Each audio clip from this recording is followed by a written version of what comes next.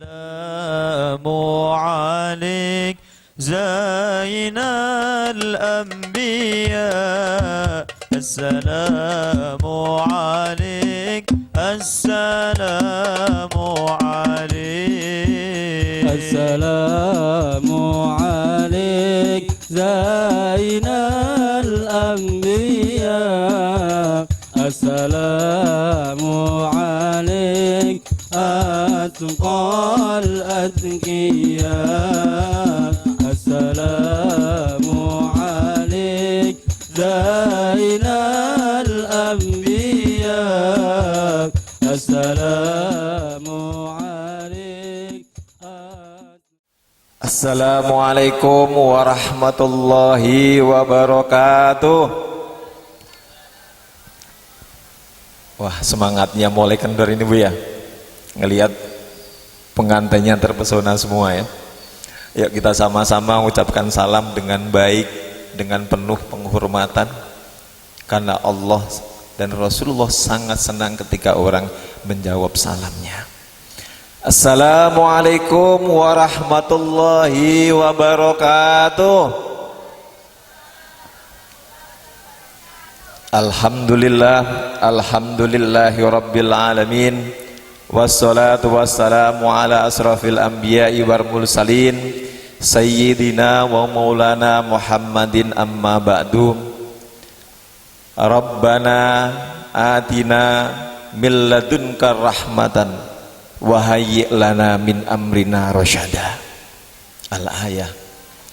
Yang saya hormati pengantin yang berbahagia, Gus Solehudin dan Mbak Nana. Yang saya hormati Ibu Nyai Aisyah tercinta. Yang saya hormati Ki Haji Hasan Bisri yang mewakili dari Tuban. Yang saya hormati Kiai Nurholis Sidoarjo, para Bu Nyai, para hadirin, dan tadi saya di samping ngajak Kiai Makhrus saking Pasuruan. Tadi kebetulan janjian sama beliau dari Pondok Lirboyo. Kiai kalau ketemunya di Kayen gimana kan gitu. Ternyata beliaunya rawuh sampai di sini. Yang saya hormati Gus Fadli Al-Hafid. Kemudian Gus Fadli ini adalah ustadz yang ngajar di pesantren Tahfidzul Quran Cinta Rasulullah di tempat kami. Pertama-tama marilah kita mengucapkan syukur kehadirat Allah Subhanahu wa taala, di mana hari ini malaikat telah turun kepadanya. Suatu ketika orang ketika menyampaikan ijab qabul, Gus, maka ketika ijab qabul diucapkan pertama kali, maka malaikat itu turun langsung raya mendoakan orang-orang yang telah mengucapkan ijab qabulnya. Dan saat itulah langsung malaikat mencatat orang-orang yang punya niat untuk menikah pada hari itu juga. Langsung didoakannya. Makanya nanti saya berpesan dalam surat Al-Maidah. A'udzubillahi minasyaitonirrajim. Bismillahirrahmanirrahim.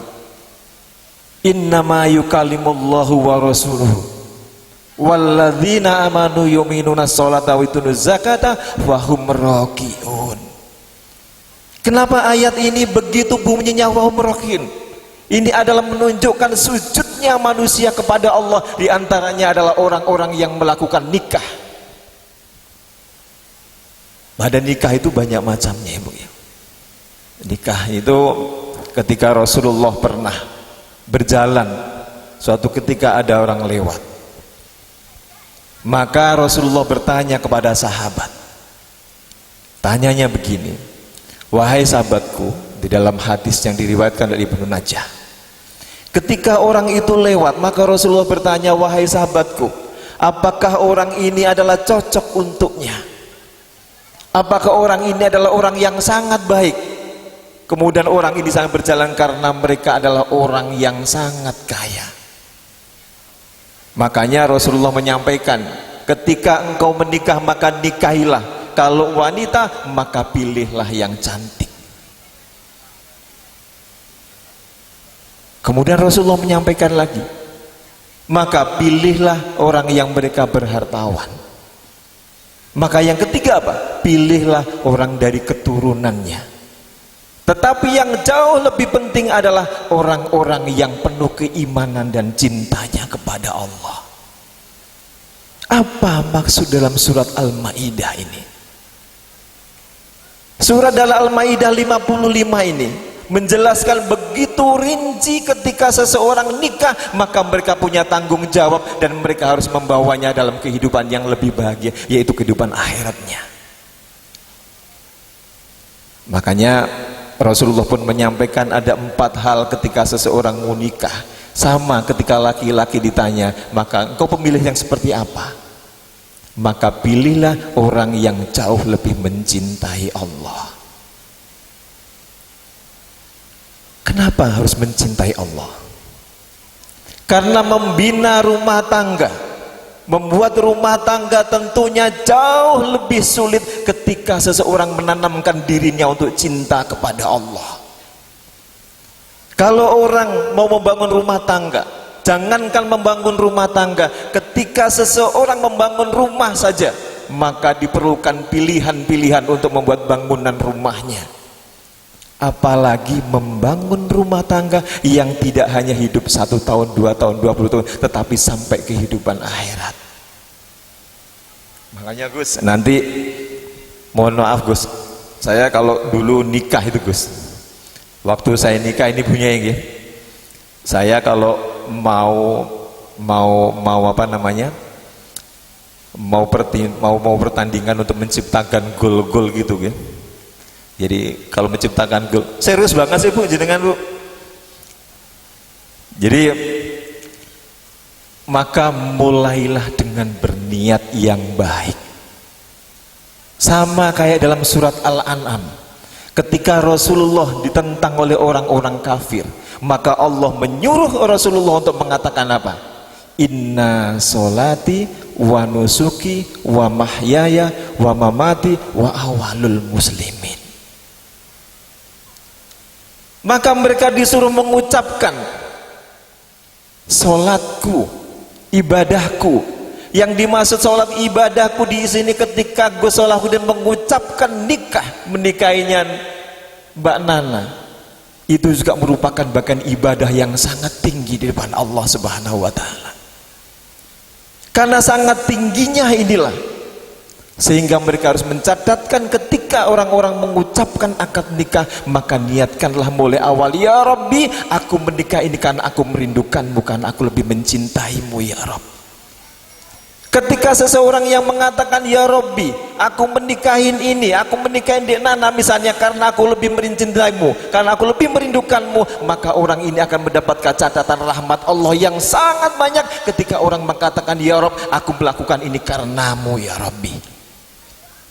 Sama nanti ketika melakukan ibadah sunnah yang sangat luar biasa pahalanya ketika hubungan suami istri, jangan lupa Gus, saya insya Allah dari nikah dulu saya pernah diizahin oleh kiai saya ketika saya dulu pernah mondok dan saya pernah sekolah di Mualimin Tambak Beras Gus. Kemudian saya pernah sekolah di Diniyah. Kiai saya ngendikan begini, Mas, jadi nanti kalau sampai menikah kemudian mau hubungan suami istri, maka jangan lupa engkau berwudu lebih dahulu. Bapak Ibu kalau mau ibadah wudu dulu mboten? Wudu mboten Bu? Ayo wudu enggak kira-kira Bu?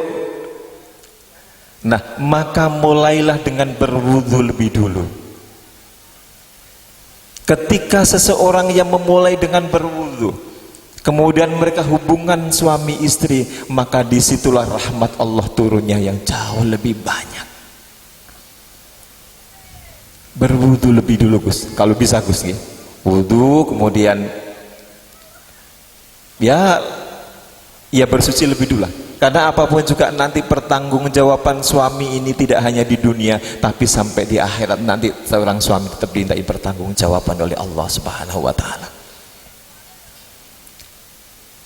Jadi pas suatu ketika dalam hadis yang diriwayatkan Ibnu Najah, Maka Rasulullah bertanya kepada sahabat, wahai sahabatku, apakah orang ini baik? Maka sahabat mengatakan, ya Rasulullah, karena dia adalah orang yang kaya, begitu meminang orang pasti mereka mau, ketika mereka mengatakan apapun mereka pasti mau, karena mereka orang kaya, sehingga mereka mudah untuk meminta dan meminta kepada siapapun. Ketika mereka menolong, mereka akan lebih mudah. Maka suatu ketika ada orang yang lewat yang kedua, maka Rasulullah bertanya, kalau orang yang lewat ini kau perhatikan wahai sahabatku, apakah orang ini baik atau tidak menurutmu, katanya. Maka orang ini adalah hitam, seorang budak lewat. Maka begitu lewat, maka sahabat Rasulullah mengatakan, kalau ini kurang bagus ya Rasulullah, karena dia adalah seorang budak. Kalau mereka meminang wanita pasti susah, kalau mereka membantu membahagian istrinya pasti akan susah. Apa kata Rasulullah? Wahai sahabatku, bukan itu. Justru orang yang lewat yang kedua inilah orang yang begitu cintanya kepada Allah, orang yang begitu rindunya kepada Allah. Maka mereka inilah yang membawa keluarganya sampai ke akhirat, dan mereka adalah seorang yang ahli surga. Di mana kuncinya? Kuncinya adalah cinta. Kuncinya adalah apa? Di mana? Kerinduan kepada Allah. Kalau orang-orang yang bisa mengatakan rindu kepada Allah, orang yang mengatakan kerinduan kepada Rasulullah, maka mereka mempunyai istri, pastilah akan menjadi seorang suami yang baik. Pasti, kata Rasulullah. Orang-orang yang merindukan Allah, makanya dalam surat Al-Maidah bunyinya apa? Innama yukalimullahu wa rasuluhu walladzina amanu wa wassalat wa yutuna zakat wa hum raki'un. Orang-orang yang penuh kepasrahan kepada Allah, inilah orang-orang yang akan mendapatkan jaminan dari Allah Subhanahu wa taala. Cinta. Makanya kalau nikah kemarin, niatkanlah ya Rabbi, aku melakukan ini karena aku cinta kepadamu. Kenapa demikian? Ada seorang kiai, ada seorang waliullah. Seorang waliullah ini bertemu dengan Allah, bermimpi bertemu dengan Allah. Maka Allah mengedikan kepada seorang kiai ini, seorang waliullah ini, wahai hambaku, sesungguhnya aku telah menciptakan 10.000 manusia, dan sebelum manusia terlahir ke dunia ini mereka telah berjanji kepadaku. Apa janjinya kepada Allah? Ketika mereka sebelum terlahir ke bumi, mereka berjanji kepadaku akan mencintaiku, kata Allah, akan merindukanku. Tetapi ketika setelah mereka hidup di dunia, mereka melupakan aku, kata Allah. Melupakan Allah. Maka orang yang pertama dari 10.000 dilahirkan, maka hanya 10% ketika diciptakan dunia ini. Diciptakan dunia, kemilaunya dunia, sangat nyaman dunia, maka Allah ditinggalkan olehnya. Maka kemudian Allah menyampaikan lagi kepada seorang waliullah ini, maka kemudian aku ciptakan musibah. Begitu aku ciptakan musibah, maka tinggal 10% mereka yang tetap mengingatku, dan yang lainnya adalah meninggalkanku, kata Allah. Dari 10.000 hilang 90%, tinggal 1.000 kemudian hilang 90%, tinggal 100. Kemudian aku ciptakan syurgaku. Ketika aku ciptakan syurgaku, mereka berlari meninggalkanku, dan mereka berlari untuk menuju surgaku. Orang kalau menuju surganya Allah masih lebih baik daripada mereka meninggalkan Allah karena dunianya. Tinggal 10. Lalu siapakah orang yang 10 yang begitu cinta kepada Allah? Ternyata apa? Ternyata yang tinggal 10 orang ini adalah orang-orang yang selalu istiqomah. Apa yang dilakukannya adalah untuknya dan untuk mencintai Allah, dan melakukannya semuanya itu karena Allah. Mereka menikah karena Allah, mereka menggauli istrinya karena Allah, mereka beri nafkah karena Allah. Semua dilakukan karena Allah. Inilah orang-orang yang aku cintai, dan sungguh aku sangat mencintainya orang-orang yang mencintaiku. Begitu katanya. Kalau kita dulu nikah karena Allah, atau karena apa, Ibu? Bapak-bapak kira-kira karena apa, Bu? Nah, kalau dulu niatnya belum karena cintanya kepada Allah, ayo kita mulai hari ini kita benahin bahwa kita melakukan ini karena cinta kepada Allah, karena rindu kepada Allah. Jadi pesan saya ke Gus Salahuddin, Gus, pokoknya niatkan apa? Ya Robbi, aku mencintaimu karenamu ya Allah, menikahin Mbak Nana karenanya. Dan yang saya ingatkan dan yang saya pesankan yang kedua, lakukan apa saja karena Allah. Dan yang kedua adalah hormati ibumu. Hormati ibumu. Karena problem yang paling banyak keluarga itu konfliknya adalah ketika permasalahan dengan di dalam keluarga dengan ibu. Maka suatu ketika Nabi Isa alaihissalam, Nabi Isa itu pernah ditemui oleh seorang ibu. Seorang ibu ini selalu berdoa kepada Allah, ya Allah, aku pingin anakku ya Allah nanti di surga bersama kekasihmu Nabi Musa. Maka seorang ini berdoa kepada Allah, mohon anaknya nanti di surga bisa bersama Rasul, bersama dengan Rasul, yaitu Nabi Musa. Maka suatu ketika Nabi Musa tiba-tiba diperintahkan oleh malaikat kepada rumahnya itu, maka Nabi Musa datang. Begitu Nabi Musa datang, maka seorang anak ini sedang merawat ibunya yang sedang sakit. Maka dirawatlah ibunya. Begitu dirawat, maka Nabi Musa memperhatikan ibu ini. Tidak ada mulutnya seorang ibu ini yang tidak digerakkannya, selalu digerakkan. Lalu Nabi Musa bertanya kepada seorang ibu ini, wahai ibu, apa yang engkau baca? Aku perhatikan dari tadi engkau telah menggerakkan bibirmu. Maka ibu ini menyampaikan, wahai fulan, karena ibu ini tidak tahu Nabi Musa, wahai si fulan, aku setiap hari mendoakan anakku nanti di surga bersama kekasihnya Allah, yaitu Nabi Musa.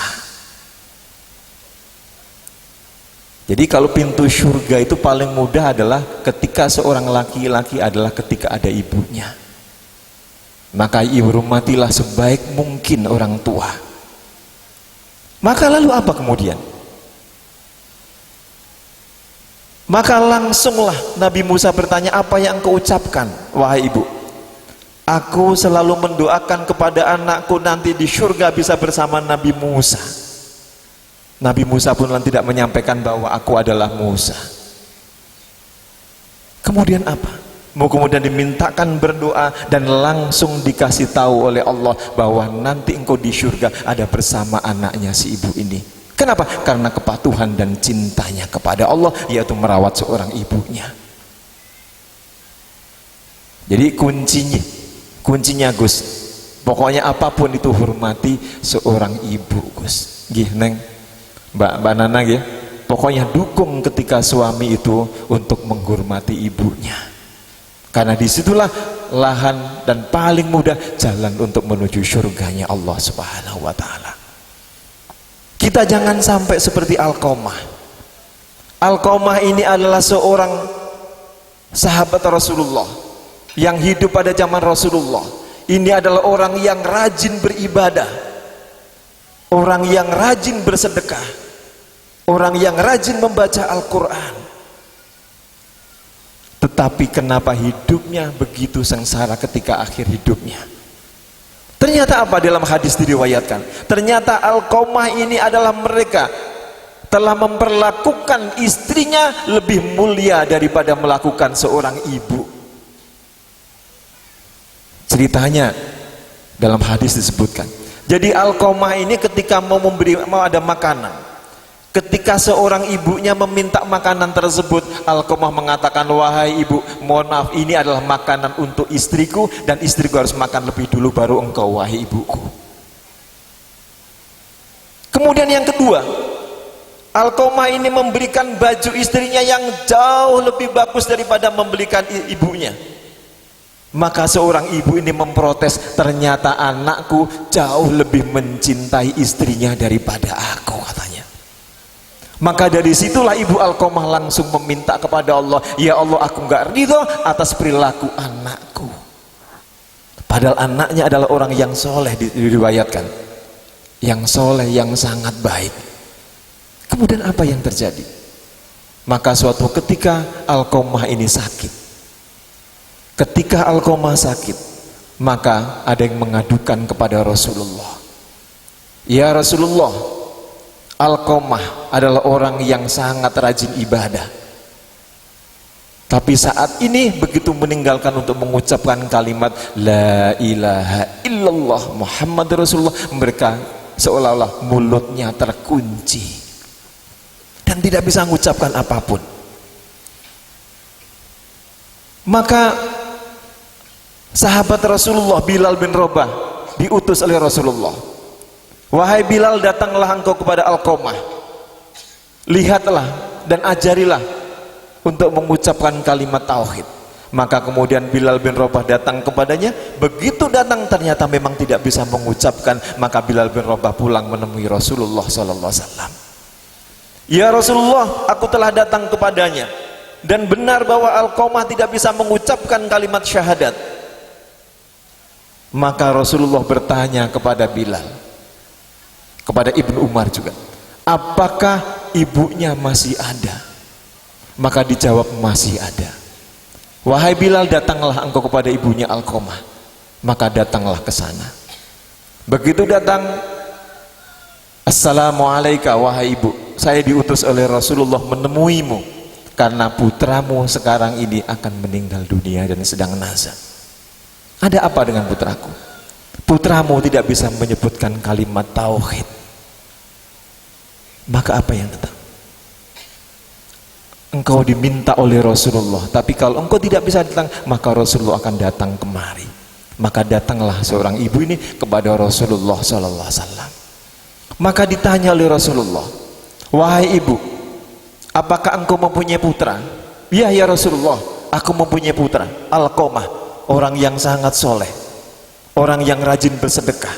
Tetapi aku tidak ridho ya Rasulullah, karena anakku telah menomorduakan aku daripada istrinya. Coba bayangin Gus, menomorduakan loh. Kemudian apa yang terjadi? Wahai ibu, apakah engkau ikhlas atau tidak ikhlas? Apakah engkau bisa mengikhlaskan anakmu ini dan engkau bisa memaafkannya? Ya Rasulullah, aku sesungguhnya sangat sayang kepadanya, tapi aku nggak ridho ya Rasulullah. Kenapa engkau tidak ridho? Iya, karena anakku yang selalu menomorsatukan ibu, selalu menomorkan istrinya. Bahkan ketika aku meminta makanan darinya, ketika aku lapar, maka mereka mengatakan tidak bisa ibu, istriku belum makan lebih dahulu. Maka mereka tidak diberikannya. Apa yang terjadi? Kalau begitu wahai Bilal, carikan kayu bakar dan bakar Alqamah. Begitu dicarikan kayu bakar, ternyata ibunya Alqamah mengatakan apa? Ya Rasulullah, aku ridho dan ikhlas ya. Kemudian disampaikannya ke sana, kemudian Bilal menemuinya, ternyata mereka bisa mengucapkan kalimat tauhid La ilaha illallah Muhammad Rasulullah. Kuncinya di sini adalah mencari keridhaan orang tuanya. Tapi satu hal bahwa juga ketika kita menghormati seorang ibu, kita nggak bisa melalaikan kewajiban kita kepada istri dengan alasan kita lebih mencintai ibu. Nggak bisa juga. Ketika saat orang mengucapkan akad nikah, pada hari itulah timbulnya kewajiban menjadi seorang suami yang harus bertanggung jawab terhadap istrinya. Jadi nggak bisa alasan lagi mendahulukan ibunya, melalaikan anaknya, melalaikan istrinya, nggak boleh juga Gus. Tetapi harus berjalan seiring. Bahkan orang kalau cinta kepada ibunya, orang yang selalu ridho pada ibunya, saya yakin dan hakul yakin rizki mereka akan mudah Gus.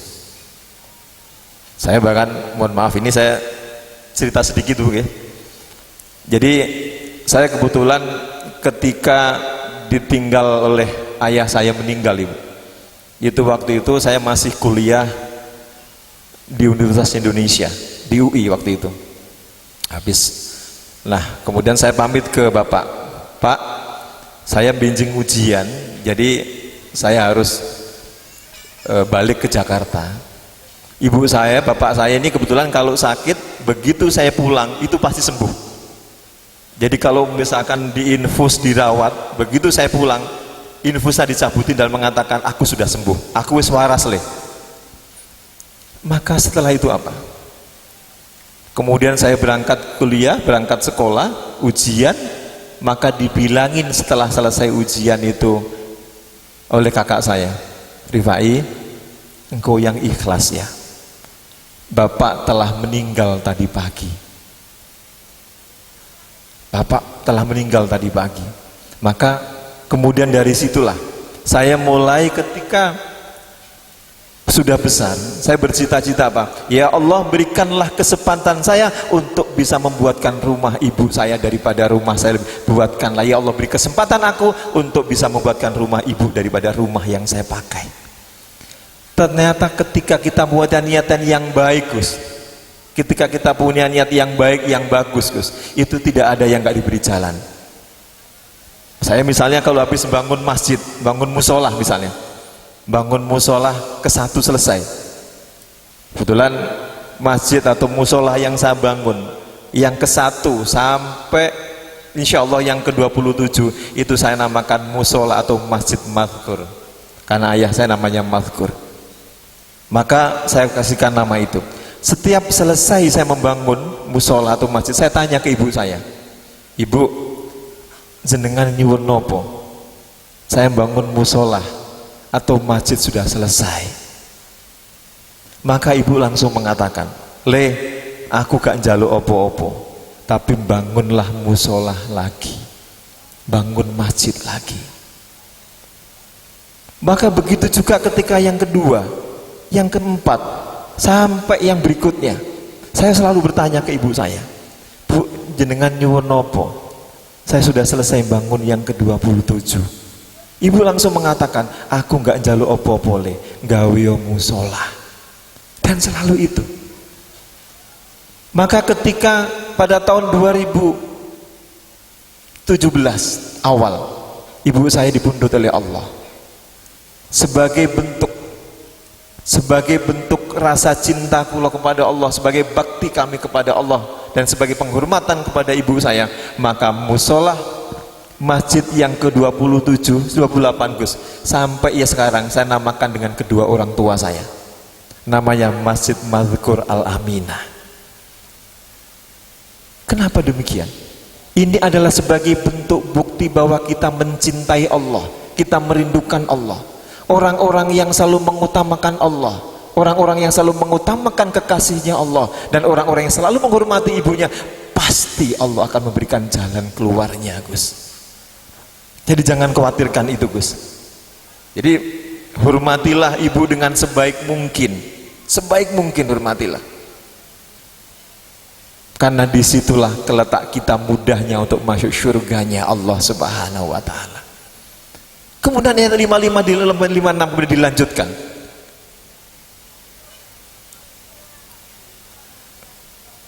Jadi kenapa saya ingin menyampaikan ini?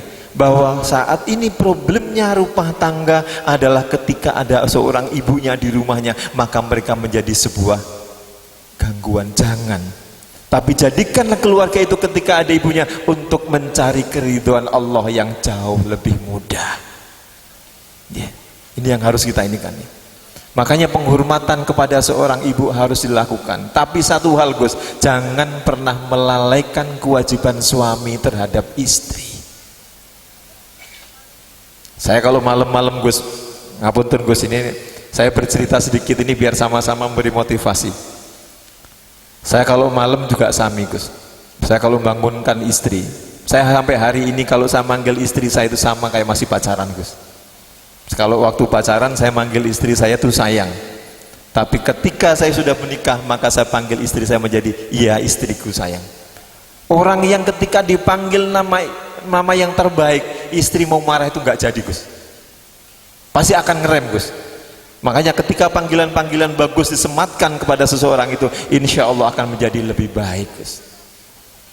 Jadi maka niatkanlah semuanya. Kalau bisa kita bisa meniru Abu Dahdah, Gus.